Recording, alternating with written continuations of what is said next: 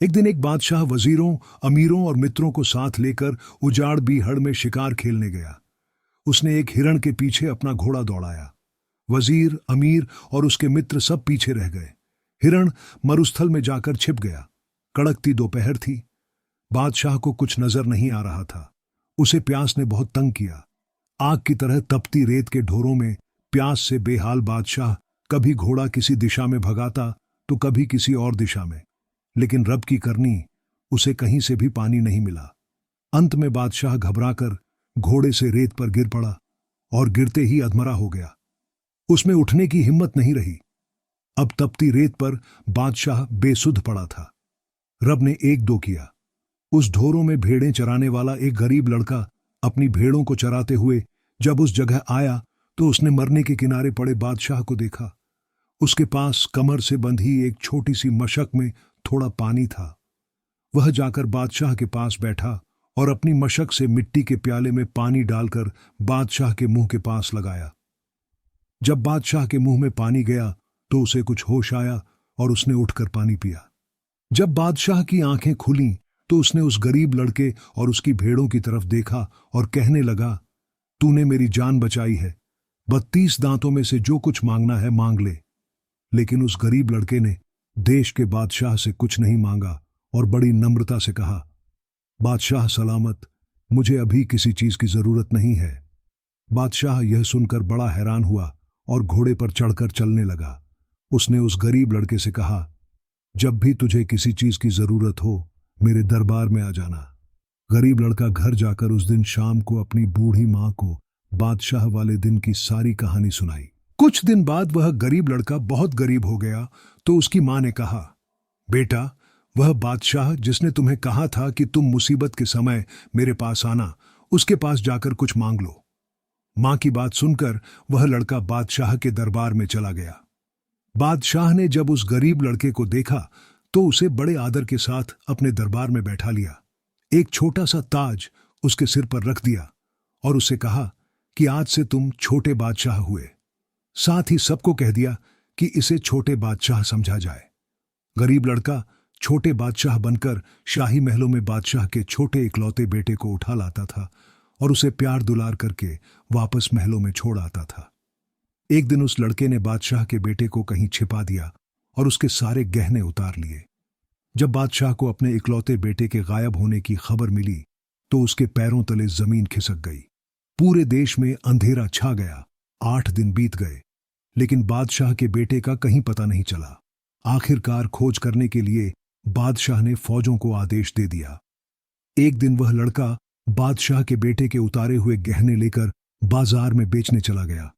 जब उसने एक सुनार को गहने दिखाए तो उस सुनार ने उन गहनों को पहचान लिया और कहा कि ये तो बादशाह के गायब बेटे के हैं, क्योंकि वे गहने उसने खुद अपने हाथों से बनाकर दिए थे। सुनार ने उस लड़के से कहा कि ये गहने तो गायब राजकुमार के हैं। लड़के ने कहा, किसी से यह बात मत कहना, सारे गहने रख लो और आधी कीमत मुझे दे दो। उसे बादशाह का डर था। पता चलने पर बादशाह सारे परिवार को कोल्हू में पैरवा देता। सुनार नहीं माना। अंत में लड़के ने कहा, तुम सारे गहने रख लो पर मेरा नाम मत लेना। लेकिन सुनार ने एक न मानी और एक सिपाही को बुलाकर उस लड़के को पकड़वा दिया। यह खबर जंगल की आग की तरह पूरे शहर में फैल गई। लोग यह बात सुनकर तरह तरह की बातें करने लगे। लड़के को दरबार में पेश किया गया। दरबारी सब हैरान थे। बादशाह ने म्यान से तलवार खींचते हुए लड़के से कहा, तूने मेरे लाडले इकलौते राजकुमार को मार दिया होगा। इस बात का अभी लड़के ने कोई जवाब नहीं दिया था कि सारे दरबारी कांपने लगे। अब तो बादशाह छोटे बादशाह को मार देगा। पर एकदम ही हैरानी की कोई हद ना रही जब बादशाह ने वह तलवार छोटे आजड़ी बादशाह के पैरों में फेंक दी और कहा, इस तलवार से तू मेरा और मेरी महारानी का भी चाहे सिर काट दे, तब भी मैं मारूथल में दिए तेरे उस एक प्याले पानी का मोल नहीं चुका सकता। इतनी बात सुनते ही आजड़ी की आंखों में पानी आ गया और उसने कहा, बादशाह सलामत, क्या मैं छोटा बादशाह होते हुए आपके इकलौते पुत्र को मार सकता हूं? मैं अभी ही राजकुमार को ढूंढ कर ले आता हूं। पर मैं तो देखना ही चाहता था कि एक राजा किसी मामूली आदमी को दिए वचन को भी निभा सकता है कि नहीं। आजड़ी एकदम ही महलों में गया और कुछ पलों में ही छोटे राजकुमार को चूमता और प्यार करता हुआ ले आया। बच्चा वैसे ही था, वह हंसता खेलता और आजड़ी के साथ मस्ती करता हुआ था। सारे दरबार में खुशी की लहर दौड़ गई। बादशाह के मरने के बाद आजड़ी को बादशाह बना दिया गया और इकलौते राजकुमार को भी वह आजड़ी अपने भाइयों की तरह समझने लगा। विक्रमाजीत की बातें बहुत प्रसिद्ध हैं। बताया जाता है कि विक्रमादित्य ईसा से 77 साल पहले हुए थे और कहा जाता है कि वह एक बहुत ही अच्छे राजा थे। भारत के इतिहास में उन्हें सबसे बुद्धिमान राजा माना जाता है। उस समय लोग उनकी भगवान की तरह पूजा करते थे। वह बहुत ही अच्छे से सोच विचार कर न्याय करते थे और कड़ी सजाएं भी देते थे। इसलिए अपराधी उनसे बहुत डरते थे। वह हर व्यक्ति की मुश्किल को समझते थे और उनकी हर मुश्किल समय में सहायता भी करते थे। उनके मरने के बाद यह बात मशहूर हो गई कि जब कोई राजा सही न्याय करता था तो कहा जाता था कि उसने विक्रमादित्य के सिंहासन पर बैठकर न्याय किया है। विक्रमादित्य के मरने के बाद उनकी राजधानी भूकंप के कारण तबाह हो गई थी और वहां एक टीला बन गया। उनके सिंहासन का किसी को कोई पता नहीं था। गांव के लड़के अपने पशुओं को उस टीले पर सुबह से शाम तक चराते थे और शाम को अपने पशुओं को वापस अपने घर ले आते थे। इस तरह हर रोज लड़के उस टीले पर इकट्ठे होते और खेलते रहते थे। जंगल के बीच में एक ऊंची जगह थी। वह जगह इस तरह मालूम होती थी जैसे कि किसी राजा के बैठने का सिंहासन हो। एक दिन एक लड़का उनमें से दौड़कर गया और उस पर जाकर बैठ गया। उसने दूसरे लड़कों से कहा कि मैं इस सिंहासन पर बैठा करूंगा। अब मैं अधिकारी हूं, आप सभी मुकदमे मेरे पास पेश करें। मैं उन मुकदमों को सुनूंगा और फैसले दूंगा। उस लड़के ने बहुत ही तमाशा दिखाया। उन लड़कों में से दो ने एक दूसरे से झगड़ा कर लिया और मुकदमा उसके पास ले गए। किसी खेल के बारे में उनका झगड़ा था। उसने उस झगड़े का सही सही फैसला किया। इस तरह लड़कों के कई झगड़े आते जिन्हें उसने सही सही निपटाया। इस तरह उन लड़कों के दिन खेलते खेलते खुशी खुशी बीतते गए।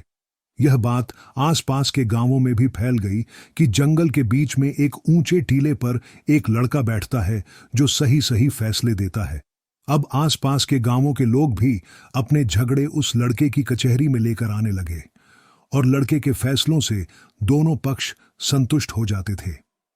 यह टीला उस समय की राजधानी से कुछ ही दूर था और उस लड़के के सही न्याय देने की खबर उस समय के राजा तक देर से पहुंची। राजा ने स्वाभाविक रूप से कहा कि वह लड़का विक्रमादित्य की गद्दी पर बैठता होगा। राजा के अमीरों और वजीरों में से वे, जिन्हें इतिहास की जानकारी थी, एक दूसरे की ओर देखने लगे और कहने लगे कि राजा सही कह रहा है। उस राजा की यह इच्छा थी कि वह भी सही न्याय करे। वह हर रोज अपनी समस्याओं और मुश्किल मुकदमों और राज्य के मामलों को उस लड़के के पास ले जाता। जिन मुकदमों को वह समझ नहीं पाता था या फैसले करते समय अपनी कमजोरी महसूस करता था, उन मुश्किल मुकदमों का लड़का सही सही फैसला दे देता था।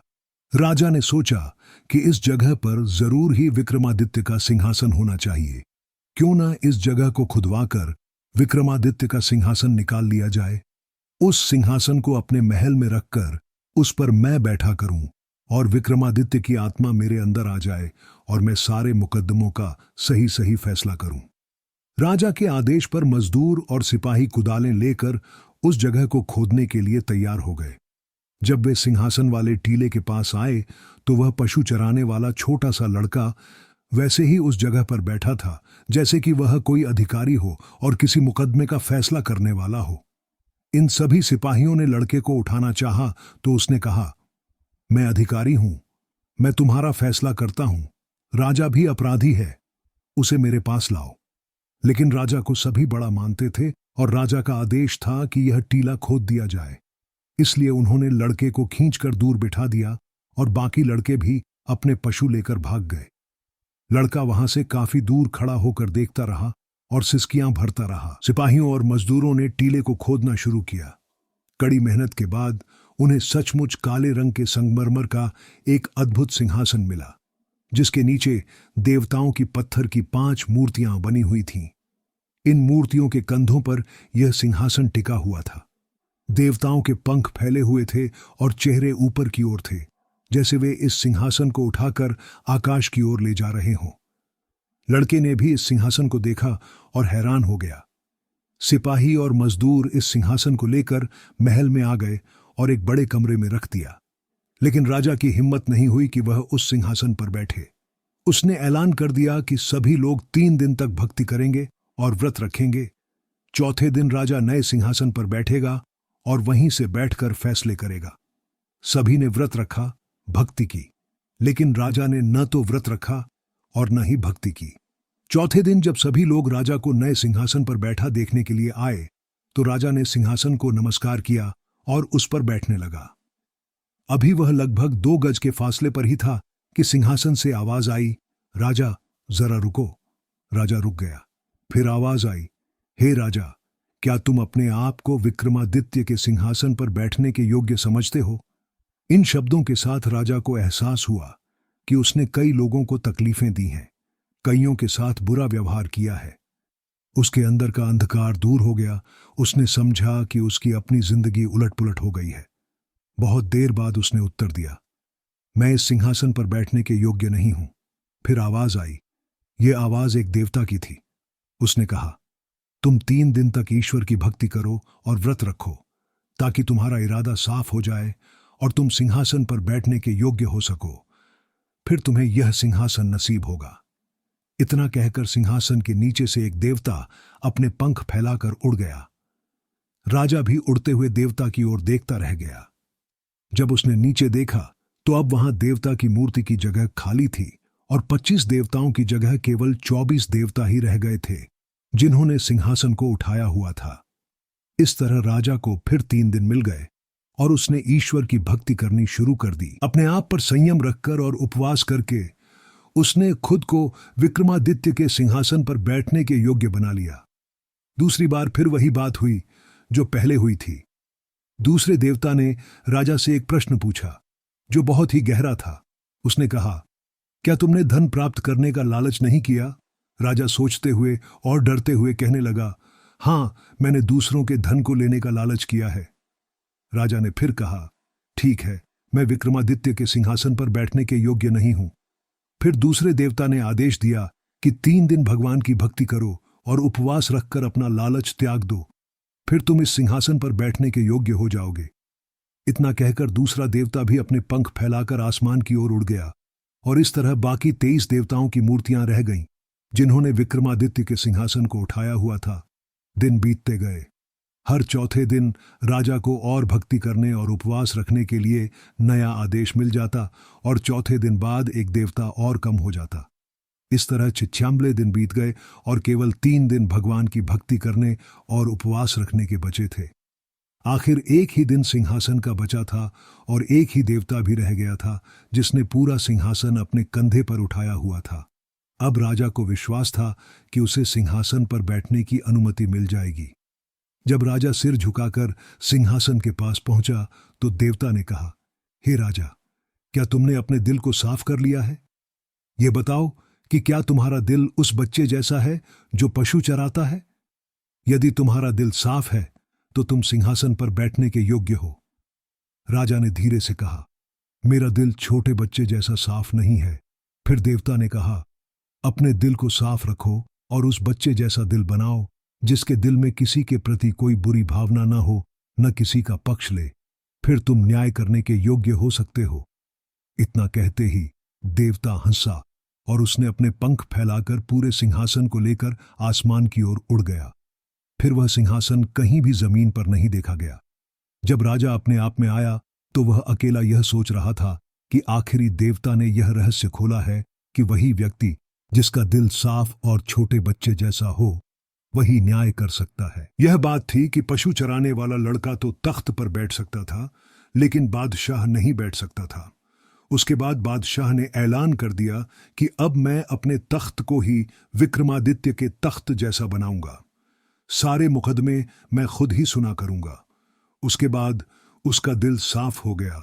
वह बड़े ध्यान से मुकदमे सुनने लगा और विक्रमादित्य की तरह ही धार्मिक बादशाह बन गया और ठीक ठीक इंसाफ करने लगा।